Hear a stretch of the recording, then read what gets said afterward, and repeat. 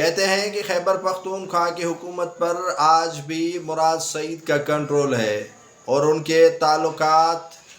بھی ہیں وزیر اعلیٰ خیبر پختونخوا علی امین گنڈاپور سے، روابط بھی ہیں ان کے علی امین گنڈاپور کے ساتھ۔ سوشل میڈیا پر یہ رپورٹ منظر عام پر آ چکی ہے کہ علی امین گنڈاپور جو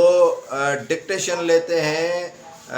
مراد سعید سے، اور مراد سعید کے کہنے پر جو وزراء ہٹائے جا رہے ہیں یا جن وزراء کو حلف دیا جا رہا ہے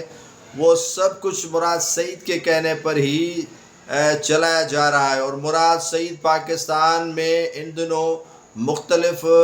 مقدمات میں روپوش ہیں، اور روپوشی کے باعث وہ پھر بھی خیبر پختونخوا حکومت پر اثر انداز ہو رہے ہیں، اور خیبر پختونخوا حکومت کو مراد سعید چلا رہے ہیں، اور ان کے علی امین گنڈاپور سے متعدد بار جو ہے وہ رابطے ہوئے ہیں، اور ان سے رابطہ کرنے کے بعد انہیں